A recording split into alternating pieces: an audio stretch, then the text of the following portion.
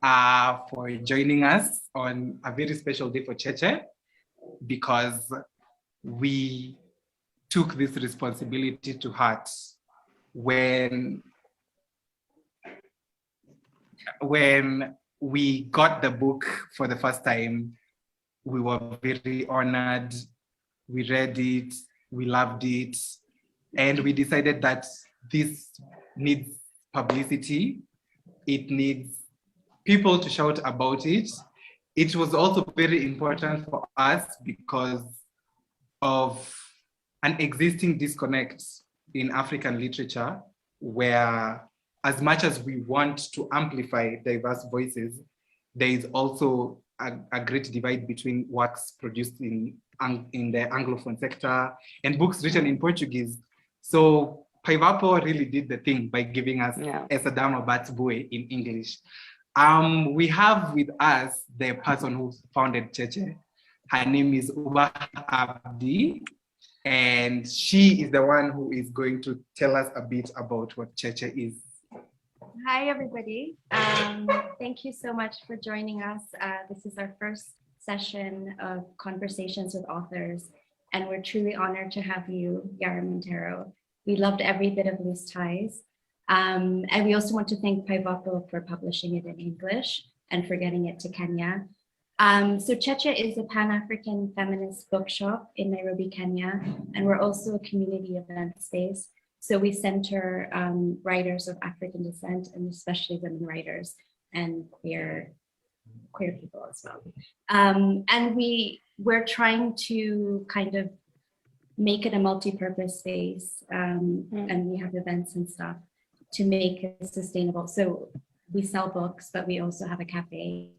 The paint behind, it's also from an Angolan artist. His name is Hildebrando, and I also quite like his work. And this is a scene at the beach with the ladies selling the fish. I think it's a very peaceful and beautiful painting, I have to say. So you can see a little bit better.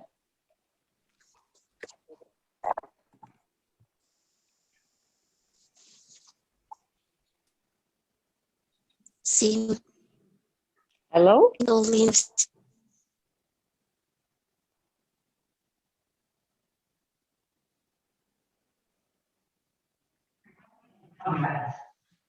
Are you back? Oi, gente, desculpa. O internet.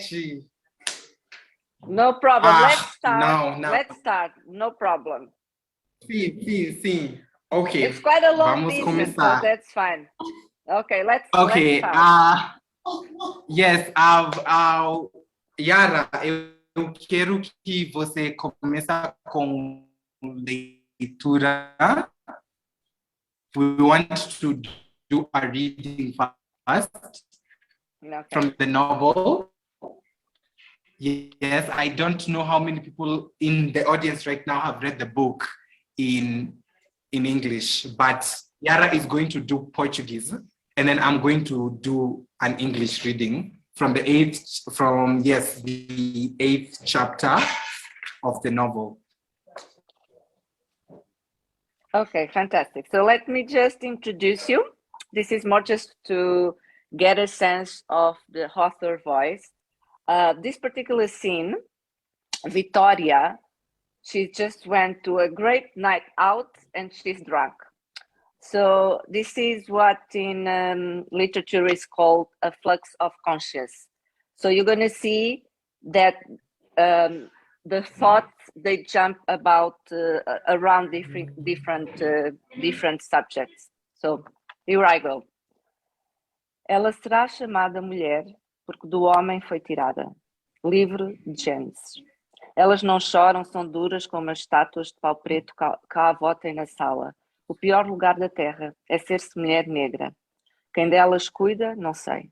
Melhor pôr os dedos à boca e vomitar. Sai tudo de uma vez. Bebi demasiado. Aqui sou clara. Lá sou escura. O sítio do meio é o sítio pior. Devia ter vomitado primeiro. Que cheiro a merda. Tenho de me sentar um bocado. Estou tão acelerada. sem forças. Entra no duche, uma maravilha, água quente a escorrer-me pelo corpo, só mais um bocadinho. Que dor nos pés. Possivelmente um solavanco que lhe aconteceu no meio das pernas. É a mãe que nos dera. Só mais um minuto e saio. Vou levar a toalha, não para molhar a almofada. Calma, respira, a Josefa e a filha já devem ter chegado. Um chá ia bem. Nem água aqui posso beber, não estou em condições para descer. Estás com cara de mal disposta, intoxicação alimentar. Qual é o problema? Vai dormir. Deita-te e cala-te. Tenho de encontrar primeiro o relógio. Deve estar do lado da cama. Encontrar objetos pode ser tão difícil como encontrar pessoas. Mau hábito que ganhei da avó Elisa. Esconde tão bem as coisas que depois não as consigo achar. A mãe está escondida. Não quer ser encontrada. Deve ter vergonha. Deve estar arrependida. Devo contar, carneiros. A pulsão acelerada quando a criança nasce e continua presa à mãe pelo cordão umbilical. A sua pulsação é um repetidor. Deve ser já a dela quando se dá o sopro e ela respira pela primeira vez. Eu sou eu. Quando inspira e expira. O eu maior talvez me tenha parido. Eu me tenha parido. Fui nascida, não estou nascida. Irra, muito cansada. Não consigo dormir. Sempre assim. Barulho estranho. Vai chover. A música está fantástica. Quero sair mais vezes. Em Lisboa é tão diferente. Um desalento. E de tudo isto não me devo ter cantado canções de embalar. Que gosto horrível. Nem consigo engolir. Vou ter de descer para beber água. Ninguém esqueceu Angola.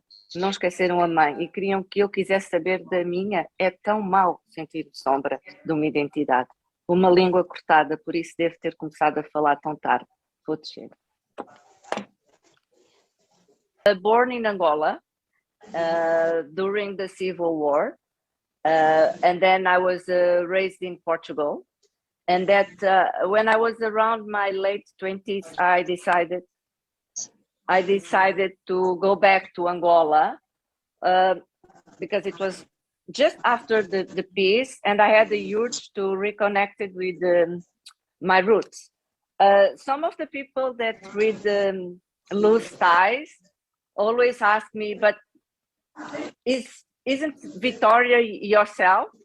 And I always say, this book, you can say it's 100% reality and 100% fiction, like the literature, yeah? Because of course there are parallels on my life with Victoria's life, and also the reason that why I wrote this book was exactly to deal with some of my ghosts, with some of my identity that it's connected with my African roots, with my Blackness. So on this book, Victoria, she's also raised in Portugal, and the trigger for her to go back to Angola is the search of her mother. And when I was thinking about writing this book, by that time, I was in Brazil when the idea came to my mind and started flourishing. And by that time, I was doing a lot of research on the Angolan history, and in particular about the contribution of Angolan women on building the country. So I found it quite important because I felt a deep connection with this side of the history that I was not as familiar with. And what side of the history I'm talking about? I'm talking about the contribution of women on fighting colonialism, on fighting the Portuguese, on also fighting for the independence. And if you realize the Black women position and the woman position, it's a struggle in the sense that it represented that they had to fight twice. They had to fight against the oppressor, so the Portuguese, but also they had to fight against the patriarchal system. They had to fight against the male soldiers that in the end, there's always this male look that you're still a woman. So for me, one of the most important characters of this book, it's a silent character, and it's Rosa, Vitoria's mother. And the reason why she's silent, it's exactly because someone told her story. Yeah, the official story, yes, it celebrates the women contribution. There's even a status in the main city, Luanda. But if you look to the how they are dressed, they not dress as soldiers. Yeah, so it's something that also triggered my mind. So on this book, Victoria gets to look for her mother, and she learns the story of her mother from Juliana. And Juliana as well, she was someone that was in the independence war, and afterwards during the peacetime, she was someone that became like a big mother, taking care of people in need. So this was the two reasons mainly that I wanted to portray in my book: a self-discovered journey, and celebrate the contribution of the Angolan woman on bringing peace. So Vitoria, she arrives in the city that she don't immediately connect. So what I try to create here as a narrative of the history, it's what you can call the heroine journey. Yeah, this is something quite typical when you are writing scripts. A very famous one is that I'm a huge fan of. It's the Star Wars. So the main character, Victoria, she leaves a comfort zone, that it's Lisbon, Portugal, where she's raised to be a good wife, a good mother. Again, she lives quite a very straight patriarchal system that it's run by a grandfather. She breaks fake engagement because in reality, she was in a relationship with the brother of the woman that she really loved. And she decides to pursue the route of discovery. And then when she goes to Angola, and here there are quite a lot of similarities from the day-to-day life that I had the opportunity to go through in the city of Luanda. I was not born in Luanda, like Victoria. We were born in Wambu, in the countryside. And while she's there, she gets engaged with some of, I would say, the typical characters you would find in Angola. A general, the strong, independent woman, Rumena, a widow, mother of twins.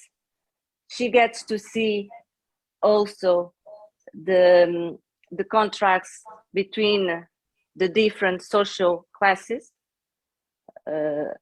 like the lady that sells fish in the streets or in the buildings. So I try to portray also Luanda as a character. Luanda is the main character of this book, and it is again a female character. And it's a female character with quite a lot of intensity. You're going to see there's there's a Zé Maria is the typical also Portuguese guy, Portuguese expat that decides to go to Luanda and falls in love for the cows and for the energy, and in any way cannot go back to the stable life of Europe. So I try to portray all the, not all, but a fair deal of the mix the mix of personas that I came across also while I was living in Angola. Then, on this journey of Victoria, she goes to Wambu, and it is in Wambu where she really connects with her deeper self. And another particularity of this book that I think it's that I had quite a lot of care on doing was on the narrative voices. It's not a single narrative voice, and there's quite a reason for that. First of all, I also decided to give voices. The main voices of the full book were given to women, to Black women, and from all different backgrounds. So you're going to see a chapter that it's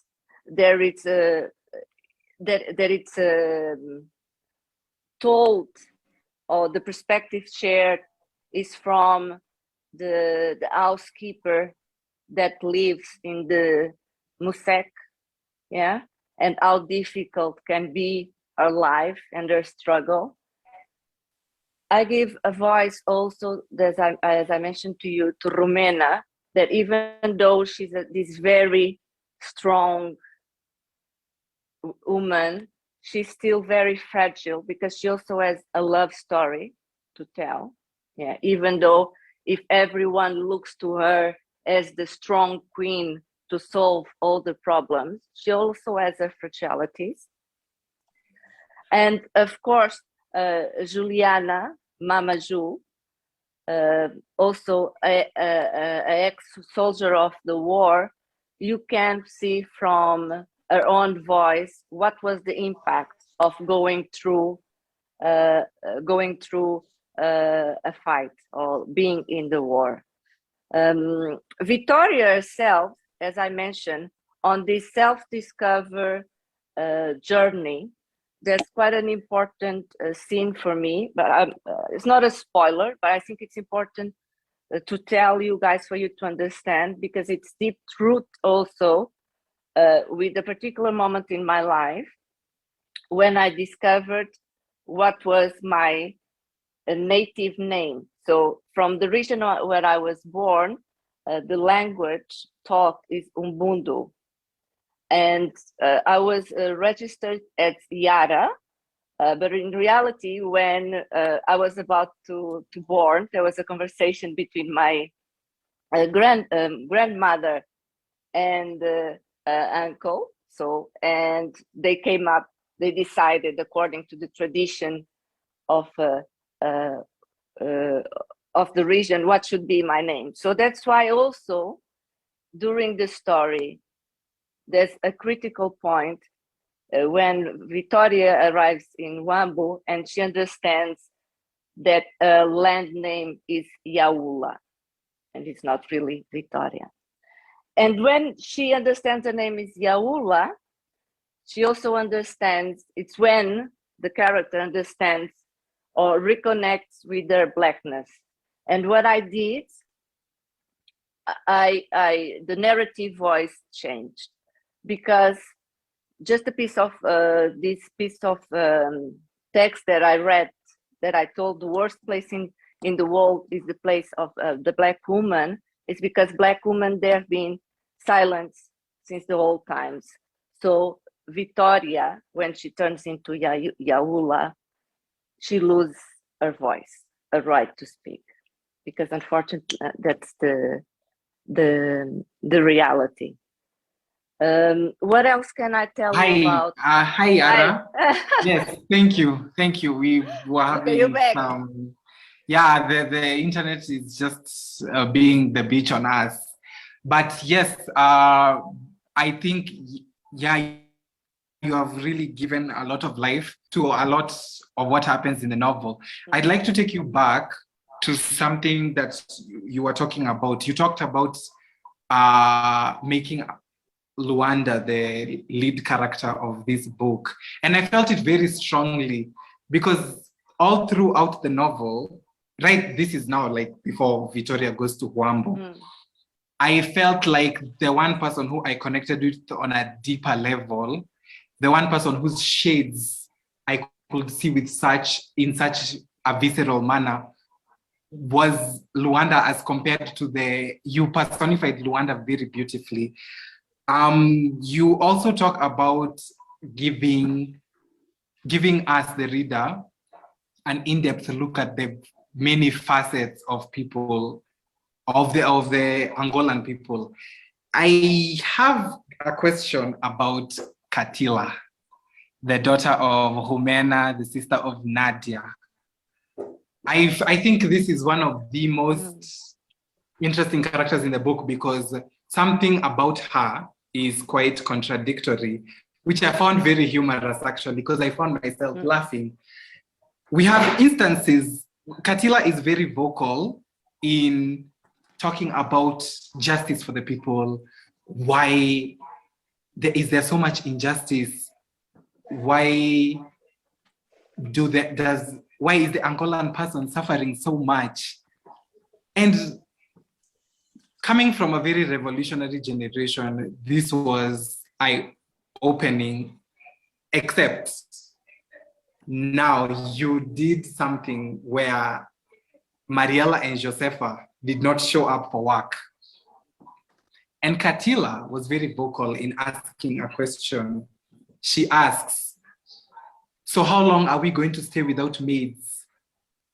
Which got me thinking about privilege and the performative nature of society, how we blanket ourselves in privilege and are not willing to take ourselves out of it to put ourselves in the shoes of other people, while at the same time being at the forefront of shouting freedom for the people. I feel like Katila is contradictory to a sense, and I wanted you to speak about that, the performative nature of people in society once privilege is put into the subject. Okay, so let's maybe split the question in two. Yeah. Yes. On building Katila's characters, and this is also something that I do when I try to give birth to a character. There's no right or wrong. Yeah, this is something that we need to be conscious. It's like we people, I contradict myself every 5 minutes almost, because that's how we are as people. We are a dual, sometimes even triple. Yeah, so that's Katila. Katila also, she's someone that very honestly, she's worried about those that are that don't have the same opportunities. She makes the very good demands to those that she knows that are on the government. So she's the one really challenging the system and raising her finger to say, this is not wrong, why this is happening. Yeah. What you mean about the contradiction, it's sometimes, or the Katila during the book, what she also tries to demonstrate that, okay, I fight for other people's rights as long as that doesn't have a direct impact in my life. Yeah, so it was a very well picked moment that you say that, because yes, she was unconscious on her demands. It was a struggle for the maids, but she was selfish on asking, okay, yeah, but why are you not here to work and clean my house? Yeah, so this is also quite common when you see bourgeois people, like higher classes, people from higher classes or rich people, medium, yeah, that, yeah, we want to do the right thing. Or for instance, I'm going to give you an example that I just remembered. a very strong image that I have in my mind when in Brazil there was a women's rights fight, yeah, and you could see all these white women, but then you would see the black woman carrying the baby stroller. So this is what can be, this is something that we need to be conscious. And now this is Yara talking, why this Katila specific scene for me was critical to put in the book, because when we're talking about people's rights, we need to understand that we need to interact, yeah? Also, we need to cross also the class, yeah, status, privilege. What is the point if I'm in a privileged situation and I just go to the internet, yeah, to make activism posts, but then if I have someone in my house that I explore. So this is also to think. Not a lot of, in fact, you were the first person mentioned Katila, and I congratulate you for that, because most of the times we're not conscious. Very interesting. And I feel like that's a very good segue into the next part that we had agreed you'll read, which is in chapter 16. And this is a funeral scene. And I think that's as much as I'm going to say, because I'm not going to spoil. Also, I'd like to acknowledge the publisher of this beautiful book, Lustais Zuki Sovana, has joined the meeting. Hi, Zooks. Hi, Zuki.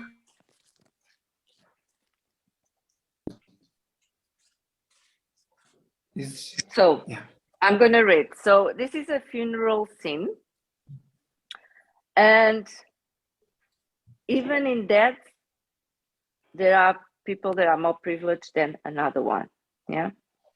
Discrimination doesn't finish with that, unfortunately. So, here I go. No jornal é feita a comunicação do falecimento e do local da cerimónia fúnebre. Apesar do espaço ser limitado, Comena tem na redação um conhecido que facilita e arranja sempre forma de se publicar a notícia na secção da necrologia. Na vida, como na morte, quem pode, pode. Os anúncios de quem tem recibos, mas não tem estatuto ou conhecimentos, são deixados para trás e não são publicados.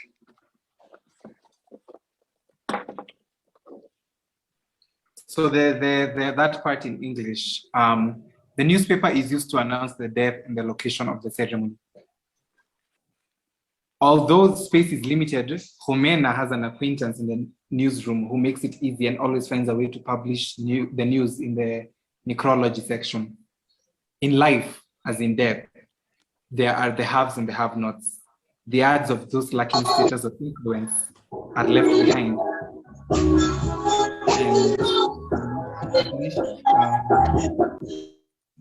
And are not published. Very, very heavy information, very true to our reality. Fact up. Privilege is a creator of a very great divide. Victoria was witnessing all this,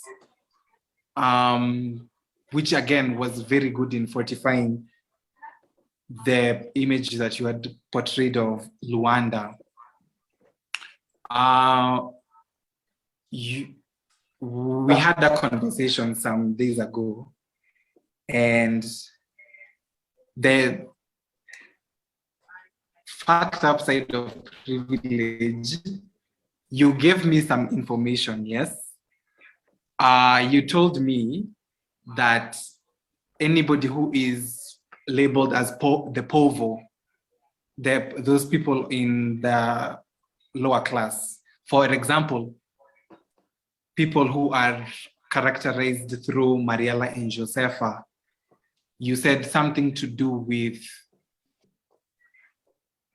their salaries are reduced purposefully, and Okay. Yara, you are muted.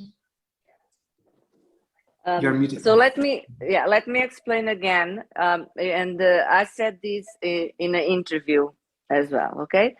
And we also need to understand that we all try to survive, rather in Angola, in Portugal, in the United States, whatever. Yeah. And the difference between those that doing good and those that doing bad, most of the times, it's because we're not conscious. And what I want to say, it's on that particular situation, we always forget again the privilege. How much money do I make, and how much money do I give?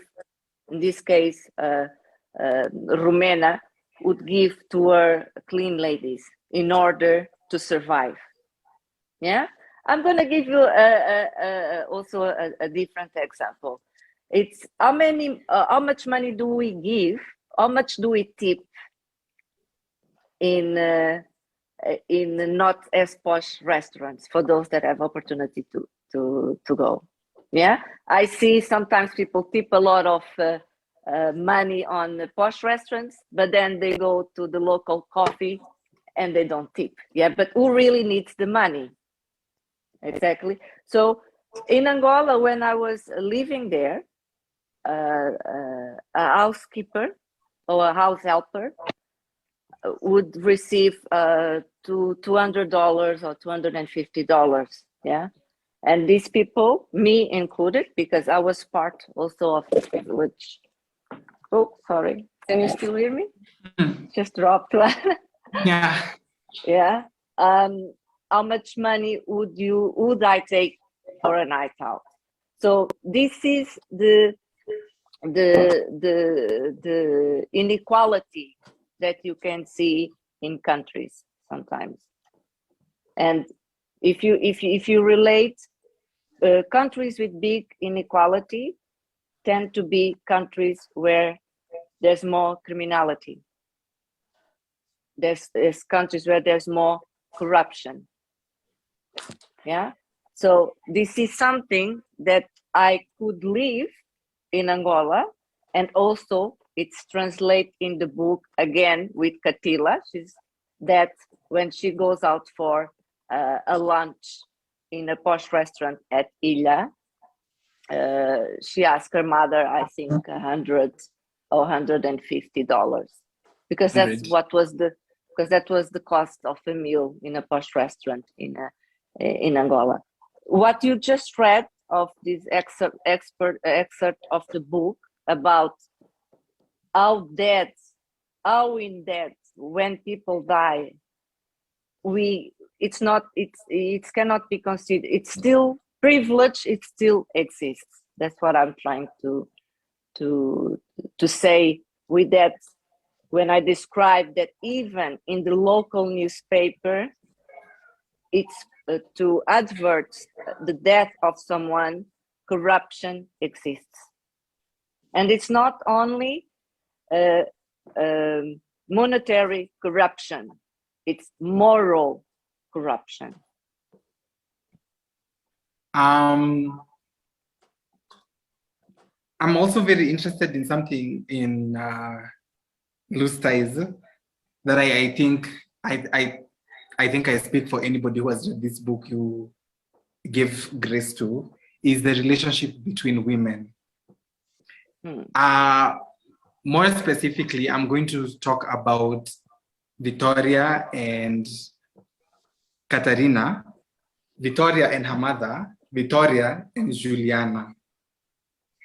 The ties there are quite strong. I feel like it's very taught in a way that I feel the need for there to be a prevailing state of unity in the bonds in relationships between women. Yes. Victoria and Katarina. I loved that very much. as much as, yes, there was the whole exploration of Victoria, but you get to this very interesting chapter, and I'm not going to spoil. All I am going to say is fire. That's the point. Yeah, exactly. Okay, can you just speak a bit more about how you did that, because it was done so well? I'm not going to tell you my secrets. No, come on. I'm just bringing some humor to the conversation. Yeah. No, but it's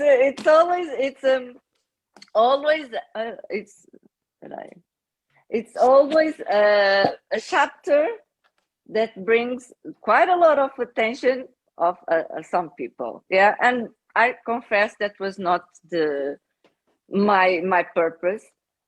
I just let me just summarize my book, and this is how I find literature and also the books that I read.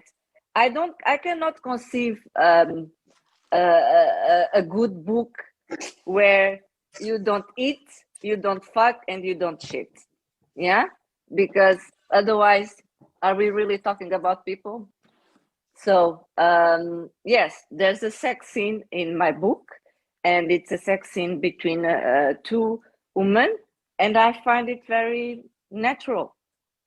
I don't think it shouldn't even be something to be highlighted. But saying this, the reason why it's been so often highlighted, and this is for me a concern, it's because it's not very common, it seems, to be in books.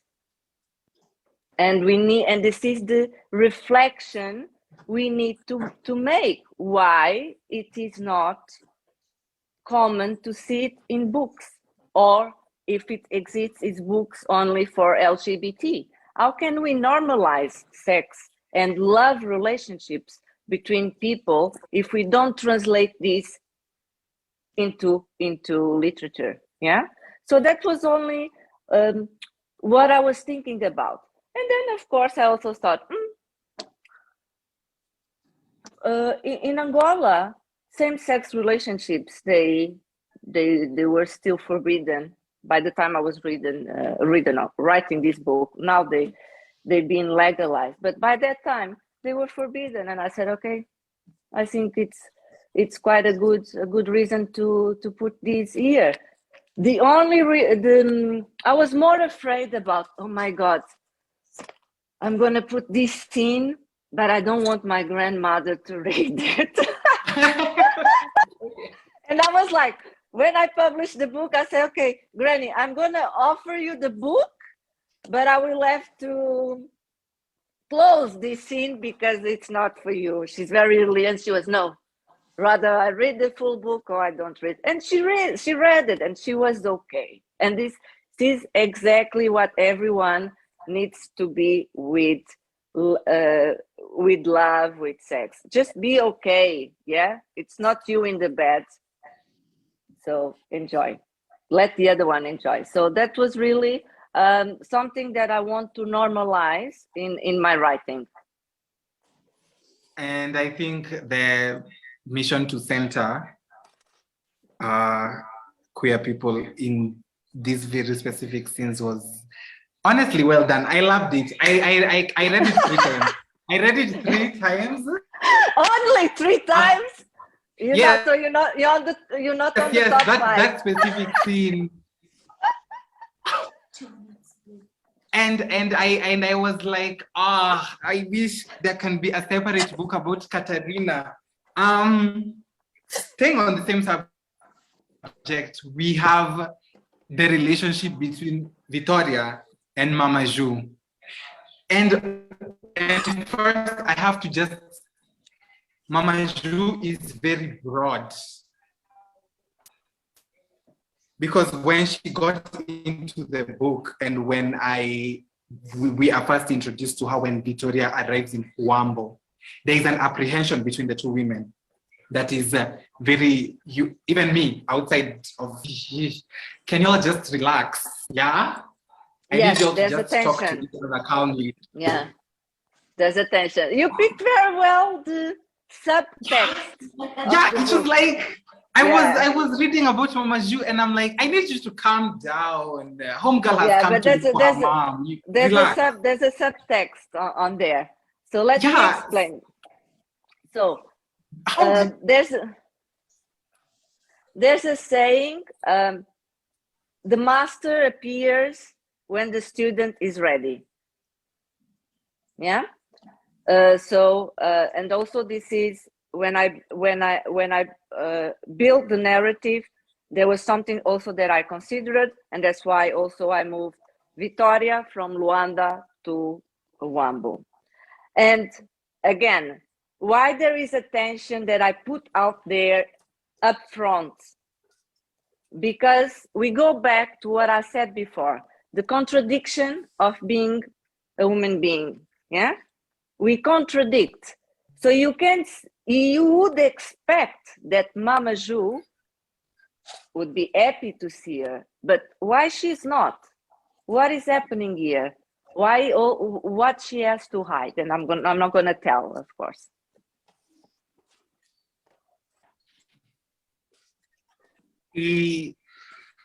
finally, You mute. and You need to unmute yourself. I have to figure out how to ask this I know. without. I know. Oh, can you hear me now?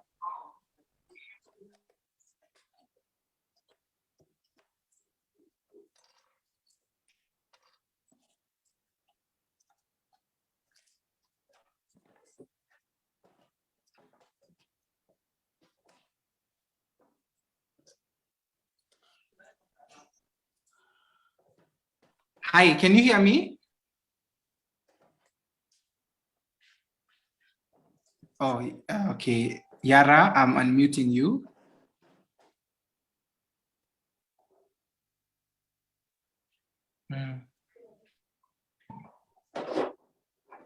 Okay. Yara, I think you're still muted. Okay. Yes, I'm here. Okay.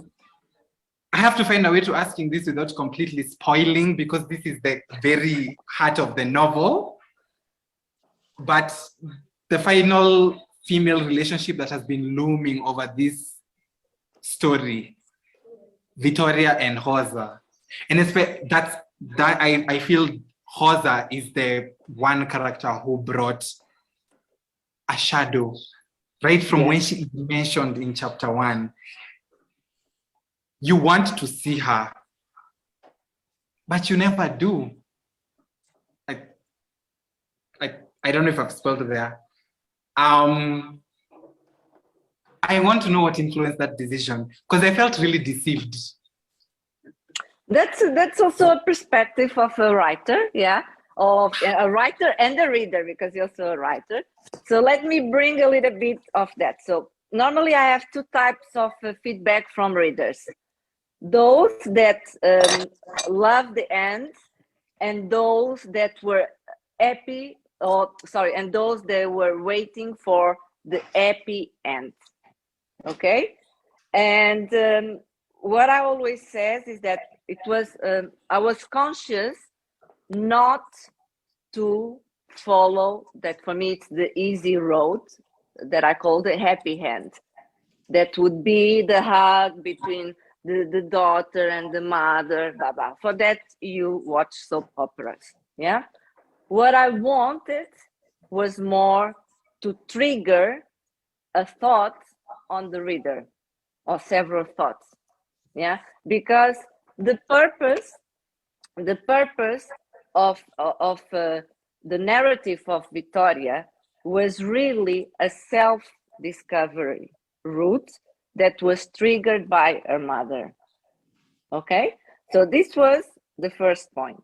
The second point, and this is from my perspective as a person, is that, and from my life experience, unfortunately, I was never able to get all the answers for the questions that I had in my life. And I realized that more important than the questions, what makes me really evolve and move more important than the answers, what really makes me evolve and move are the questions. Okay, The third reason, it's because maybe it was open because this was just the first book and the story must go on. Okay, wow. Who knows if there's going to be a second as a loose ties and the third one as well on the way. Huh? Who knows? The thing that I wanted to ask you, because I finished it and I was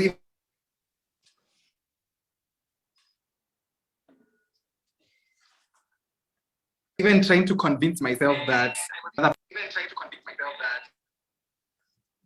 yeah, but and I was very heartbroken.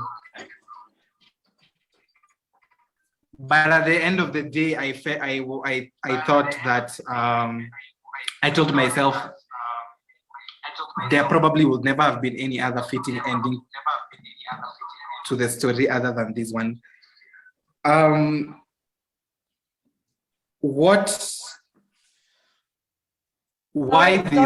Sorry to interrupt you. Sorry to interrupt you. Also, you need to understand, or at least understand me.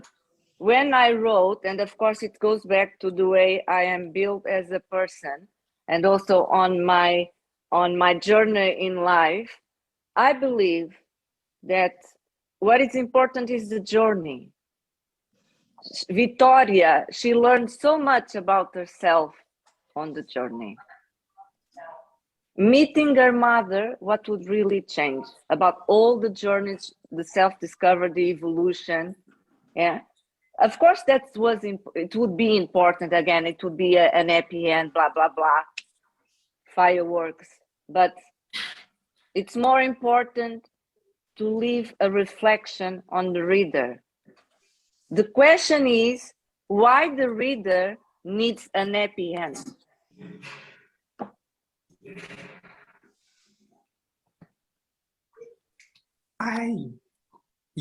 Speechless. So now it's 5:10 in Kenya. I want now to open this part of the session to questions. And I don't know how many people in the audience have read the book. So now this is very open to asking Yara anything about her artistry, her writing. And I'm going to start with one. There is someone who asked in the chat. Oh, it's Kalaf. He asked you to explain the painting behind you. Yes, I think, I already explained, but I'm going to explain again. It's also from an Angolan artist called Hildebrando, and it's a scene at the beach with the ladies that that sell the fish. Okay. Thank you. This is open to anybody who has any question. I will start with, I'm going to just ape some questions from other very crazy literary events that I have attended, which I shall not name. What is your skincare routine? Well, when you write, when you write, you really need, especially if you write in front of a computer, you really need a daycare routine, because you are facing radiation all the time, even if you are working inside. So please put a lot of moisturizing. Okay. Still waiting on the questions. Absolutely anything. As I just wait for okay. Someone has raised their hand. Cannot see who though. Technology for you.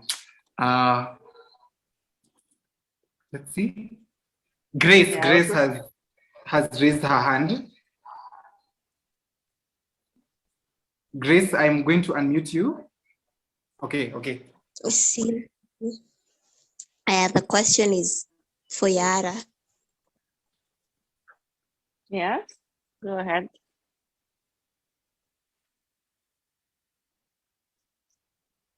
I cannot listen to Grace. Oh, the school. No. I wanted to ask you what. This is the last time to hear about her. So I wanted to ask her joining and what's your background and all that. What did you study, or what's your motivation? Okay, so that's an interesting question as well. So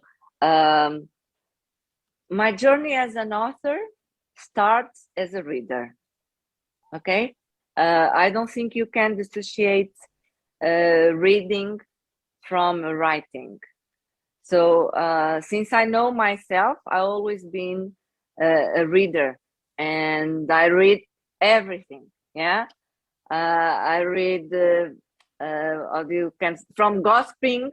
Gossiping is a great gossiping magazine is a great source of inspiration. Yeah, from novels. So I've always been reading the news, local newspapers, international newspapers, more Asian literature, American, African, European. So read. That's how I start. I read everything. Yeah, I read and I listen. I listen a lot.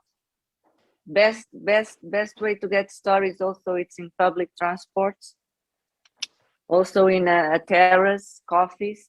I listen and I observe a lot. So that's how I start as a writer. That was not necessary in my professional career.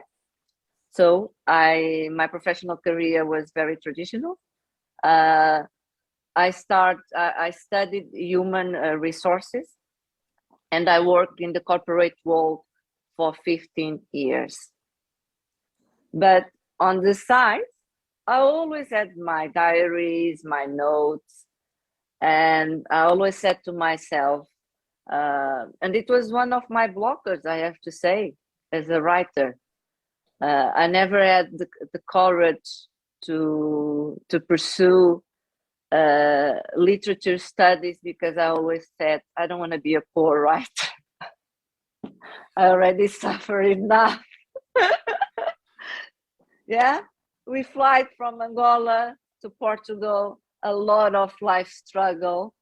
So I said, no, first, I'm going to sell my soul to the devil, and then I'm going to go there and pay it back. And that's what I did. That's why I worked 15 years in human resources, and that's why so far I haven't done a lot of money, but I can I can keep on pursuing what is really my passion.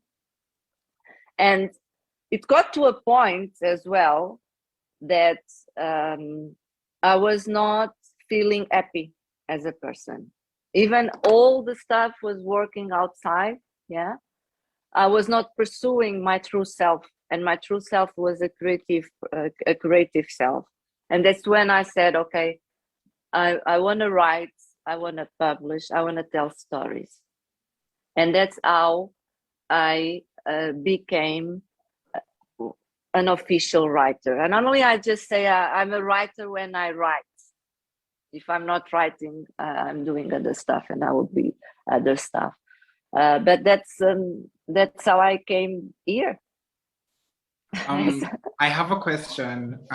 Yes, so you just recently released a book of poetry called Memórias Aparições Arritmas. Shine a light on that. Okay. Yes.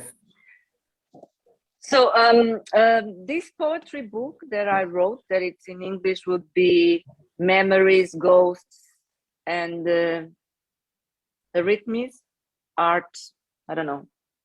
I think it's rhythm. Rhythms, okay, well, never mind. So One of the, if I could define, I don't like definitions. I like to be undefined. But okay, people like categories in order to to rationalize life. So my narrative here would be, when people look to my writing, they normally say my writing is focused on identity, memories, yeah, and race and gender. So my poetry book again follows the same route, and it came as a poetry. So it came not as the stories that I'm. It's a book that tells stories. Every poem, it's a story, and every image, because it's a book with image. Every image connects with the poems, and it came as poetry and not as prose, because it's more based on our African oral tradition, meaning most of the stories were told by my grandmother in a very specific time. Yeah, so it came as poetry. Other poems, they talk about my childhood in Portugal, and also my teenage times in Portugal. So it's a combination. I have a poem that I liked a lot called "A Letter to Mushima Lady," and Mushima, it's an Angolan saint, yeah, and it portrays the story of this African woman that that was obliged to marry and have a relationship with a white man, and then she escapes the relationship, for instance. Do you have a copy of the book for us to see? Let's see if I have my one book. One second. Oh, okay. Yeah, she's going to get it. Wow. Any other questions from anyone in the audience? Okay. Oh, I have it. Of course I have it, yes. So this is the book, and all the pictures and poems are mine. So let's see if I can just, okay, not the listed important image. Okay. Love But that you picture. have, it's a fun favorite. You have a few images, and are the drawings yours? they're not drawings, they are. Oh, the pictures, are they yours? The pictures, yes, they're mine. This one. Okay, okay. So it's this is a very, if people want to know, comparing with my novel, this is much more biographic, this poetry book. So this is quite a strong, so there's a lot of self-truth.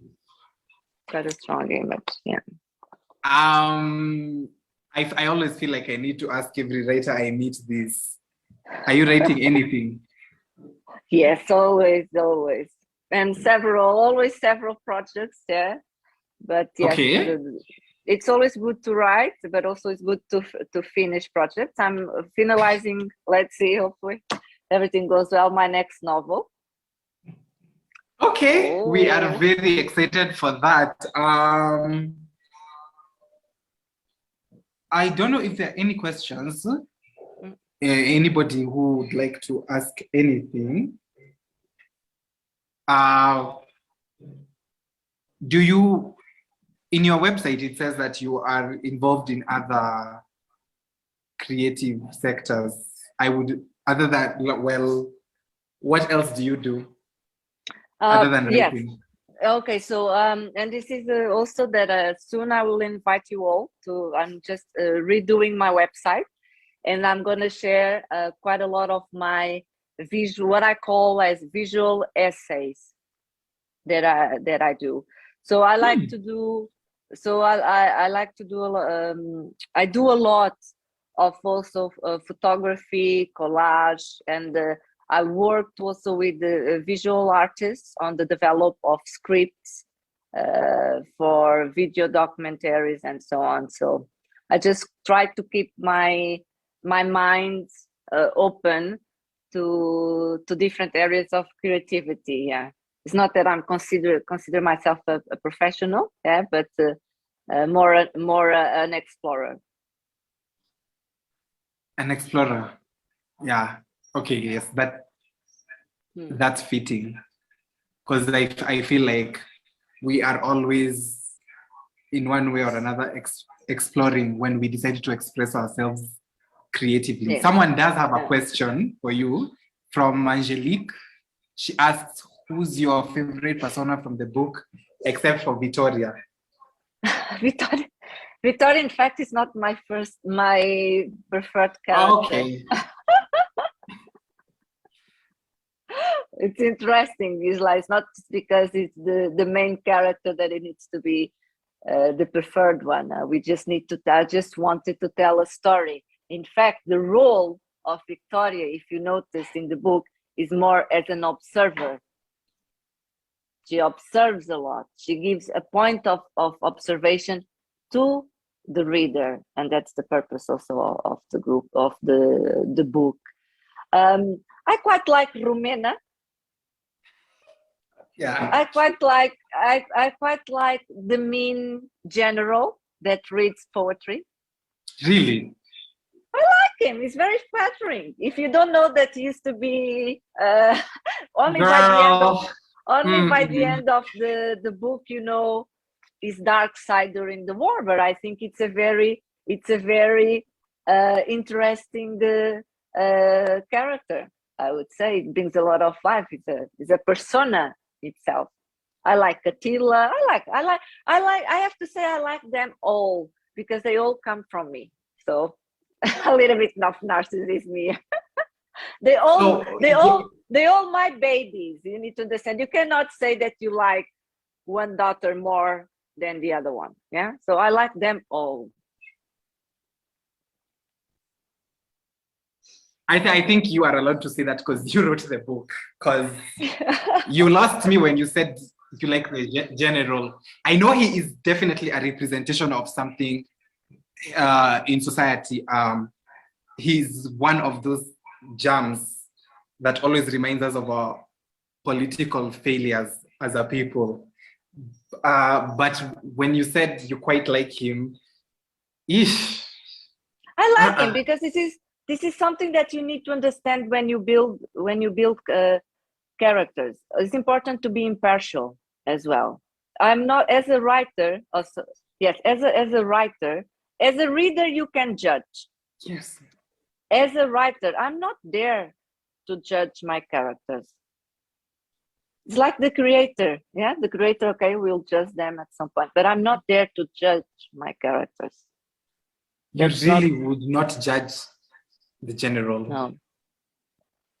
When I write, I'm not there to judge my characters. I'm just there to show their colors, their true colors, their experience, their thoughts, but not to judge. I'm the end. I'm just the end. I'm the end that writes their stories. Just that. Okay. I'm not saying, okay, fine. Yes. Angelique says there are multiple facets to every person. I have a question, and I think this should be the last one to wrap us up.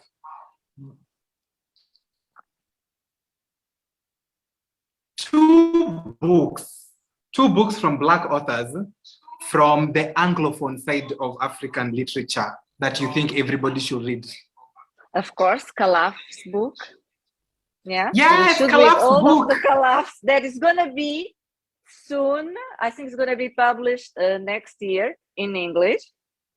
Os brancos também sabem dançar. I'm not sure if the English title will be Right People Also Know How to Dance. Do you know? Angelique also, you know how to dance. So I wouldn't miss that one. That's going to be out there in English to read? Hello? And okay, that's one. Another one. I'm going to say a few ones, because now I cannot just say one or two, but you should all read books. Just Okay, go and fine. look for. Yes. No, I haven't finished. For my great publisher, Zooks, that she's here. Last year she runs Afro Literature Festival, and you should all read the books of the authors that were there. Remy, B.C. Lee, Maza, yeah, and a few, Mukuma. So just read African writers. Also on Jackie, Lee just remind me, Agualusa, Miyakoto. Just go to Cheche Books and pick up books. Yeah? Yes. There's plenty of writers, African and Black writers, and we just really need to put an effort to get the word out there, and exactly run events like you doing, yeah, to get to BC, the Tellers of Secrets. Also, I just told, yes, yeah. BC. There's plenty. Yara, thank you so much. This has been very well deserved as far as the book is concerned. Beautiful work. The honor was all mine. I never thought that the book would be in Kenya. So just that makes me extremely happy, I have to say. For anyone who is in the audience and you are in Nairobi or planning to visit, Loose Ties is available in Cheche Books for a very long time, and it has proudly been our bestseller all of January, February, next month. We want to keep this going. Conversations with Authors was a brainchild of my boss, Ubah Abdi. She decided that we need to get our readers in close proximity to the writers. And I think that is very, wherever she is, I think that is very wonderful of her. And we were very honored to have Yara as our first guest. Honestly, I couldn't imagine who else to start with other than Yara. So, Yara, we love you so much. When you come to Nairobi, Cheche is your house. I'm gonna go there, don't worry. It's gonna be tomorrow. Amazing. So tomorrow we have episode 2 with Akwaeke Emezi. We are going to be in conversation with them to discuss their new book, Bitter, because African literature has to keep thriving. We love you all. Thank you so much for joining. Yara, Beijus. I just want to thank everyone. Yeah, I just also want to thank everyone that was able to participate in this Zoom call. Yeah, thank you so much for making the time. Good evening. Bye. Good afternoon. Bye.